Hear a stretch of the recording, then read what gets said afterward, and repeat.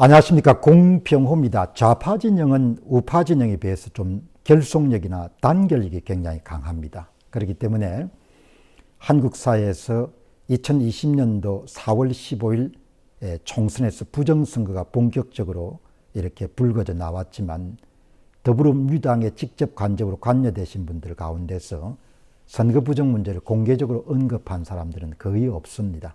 그만큼 좌파 진영은 배반자에 대한 은벌이 굉장히 심하기 때문에 어느 누구도 진실의 목소리를 낼 그런 엄두나 용기를 갖기가 대단히 힘든 그런 구조입니다.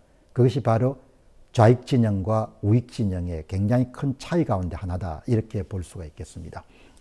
자, 그렇기 때문에 저는 이번에 김두관 더불어민주당의 중진 의원이 4월 10일 총선이 전면적인 부정선거였다. 그리고 본인이 출마했던 양산을에 대한 재검표가 반드시 필요하다, 이렇게 대법원에서 정언한 내용을 상당히 중요하게 그리고 심각하게 봅니다. 그리고 아주 강한 그런 호기심을 갖게 됩니다. 정치에서 이런저런 경험을 충분히 한 김두관 전 의원이 왜 이렇게 극단적인 방법을 선택했을까? 이런 점들이 참 의구심도 들고 어떻게 해서 저렇게 결정을 내렸을까? 그런데 궁금함이 앞섭니다. 어제 이미 말씀드렸지만 이 김두관 양산을의 김두관 의원의 선거 결과를 간단하게 여러분들 브리핑을 드리게 되면은 이 경상남도 양산을에서 선거관리위원회도 최선을 다해서 김두관 의원을 후보를 지원한 것은 사실입니다. 선거관리위원회가 사전투표율을 부풀려 가지고 조성한 위조 사전투표지 개수가 8,464표였습니다. 그러니까 사전투표장에 오지 않은 분들을 부풀려 가지고 위조 사전투표지를 만든 개수가 8,464표였고 그것은 전부 다 김두관 후보에게 더해진 겁니다.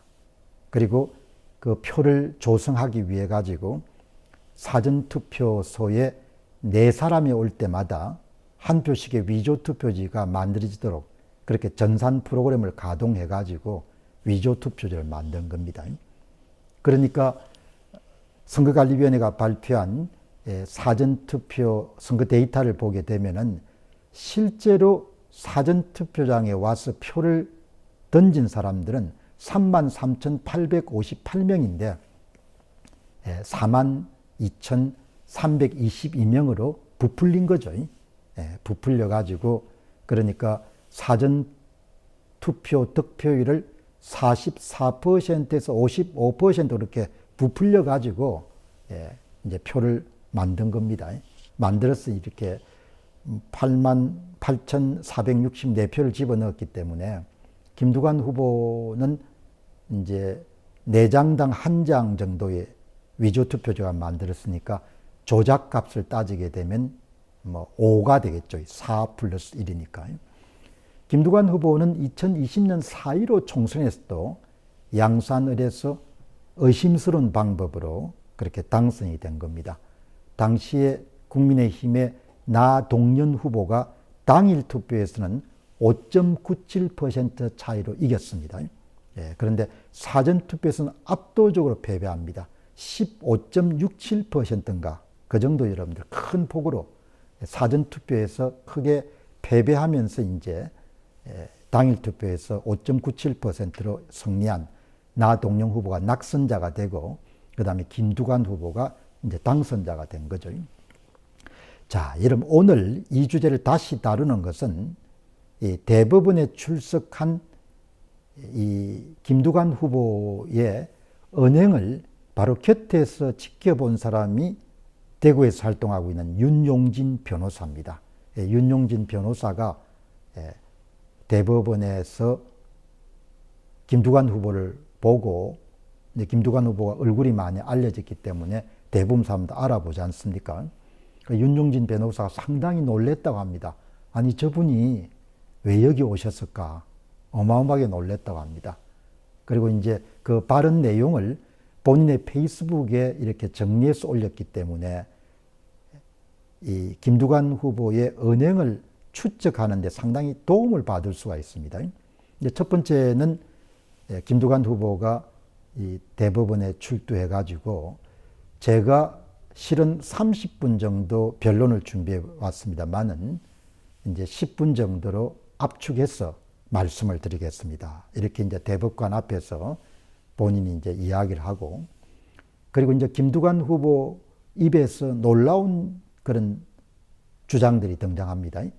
현재 전자개표기가 상당히 문제가 있고, 그리고 우리와 달리 대만은 수개표를 하고 있기 때문에 이 전자개표기 문제가 심각한 상태입니다. 그걸 또 지적하고, 그리고 여론조사 기간 내내 제가 승리를 하고 있었고 또 16%포인트 정도 굉장히 앞섰는데 선거 결과가 이렇게 나온 것을 사실 받아들이기가 힘듭니다. 그리고 특이한 점은 미분류 투표지가 상당히 많이 나온 것이 아주 이상합니다. 그렇게 해서 이제 그 다음에 선거관리위원회 측에 펀치를 하나 날린 거죠. 투표지 이미지 파일을 대조해야 됩니다. 이렇게 이제 이야기를 하니까 대구에서 활동하고 있는 윤용진 변호사는 선거 공정성 회복을 위해서 그동안 경험이 많습니다. 중요한 그런 재판 과정에서는 다 참가하기도 하고, 그 다음에 이제 투표 재검표 과정에서도 여러 번 참여한 경험이 있기 때문에 그냥 당장 어휴 저분이 진짜 진심이네, 세상에 이런 일이 있을 수도 있구나, 이렇게 놀라움을 혼자서 이렇게 탄성을 저지르게 됩니다.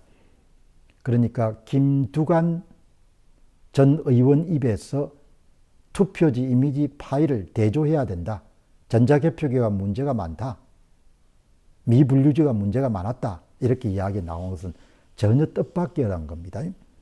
그리고 이제 상황을 이해하는 데 상당히 도움이 되는 그런 정보가 있는데, 그것은 이제 윤종진 변호사가 김두관 전 의원이 소송을 언제 제기했는가, 그 소송 날짜를 확인해 보니까 그것이 5월 9일이었습니다.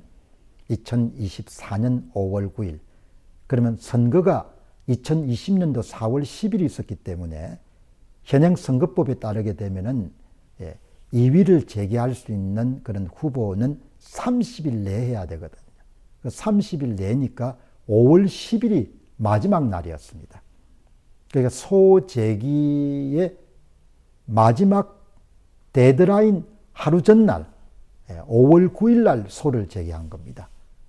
그러니까 이거를 보고 이제 변호사 경험이 있는 그런 윤용진 변호사 이야기는 제소 마감일까지 고심을 한 것 같다.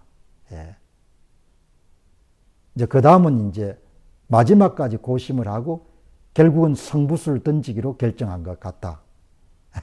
그렇게 여러분들 뭐 2판 4판이다 뭐 이렇게도 생각할 수가 있는데, 어떻든 간에 여러분들 이 더불어민주당의 중진이 선거 부정 문제, 부정선거 문제라는 것을 입에 올리는 것 자체도 금기시가 되어 있는데 그걸 올렸습니다. 그리고 이제 소송을 제기할 수 있는 마지막 날까지 버티다가 결국은 30일이 바로 끝나는 5월 10일 하루 전인 5월 9일 날 소송을 제기한 겁니다. 그렇다면은 추론이긴 합니다만은 뭔가 이렇게 좀 기존에 이제 이재명 씨 측하고 좀 갈등이 있을 수도 있지 않겠느냐, 그런 생각이 들거든요. 이거는 지금 더불어민주당 측의 모든 멤버들이 총단결해가지고 그냥 깔아뭉개서 없어지기를 바라는 그런 주제인데, 그거를 나이가 한두 살도 아니고 정치계의 밥으로 따지게 되면은 손에 꼽을 정도로 더불어민주당 내에서 오랜 기간을 경험을 갖고 있는 김두관 의원이 소송 마감 시간 하루 전에 선거 무효 소송을 제기해 가지고 대법관들 앞에서 폭탄선을 했다는 것은 이게 김두관 의원 입장에서는 지렛대 역할로 삼으려고 하지 않느냐 그런 의심을 하게 되거든요. 맨정신으로 이런 소송을 제기할 수 없거든요. 민주당 의원들이 전부 다 관여되어 있기 때문에 그냥 조용히 상대방이 악을 쓰더라도 모르는 척, 안 본 것처럼, 못 들은 것처럼 그렇게 넘어가야 되는데 그걸 이제 김두관 전 의원이 이제 제기했기 때문에 이제 앞으로 상황이 어떻게 흘러가게 될지 지켜볼 필요가 있을 것 같네요. 그런데 이제 민주당 측으로는 당혹스러울 겁니다. 스카이데일리가 대대적으로 보도해가지고 선거 문제에 관심이 많은 사람들은 이미 김두관 효과를 경험하고 있는 것이죠. 아무튼 김두관 전 의원이 민주당 의원들 가운데서는 거의 처음이자 유일하게 선거 공정성 문제를 제기해줘서 대단히 반갑기도 하고 고맙습니다. 끝까지 분투 노력하셔서 이 선거 공정성 문제가 잘 해결될 수 있도록 그렇게 힘을 좀 더해 주셨으면 좋겠습니다. 감사합니다.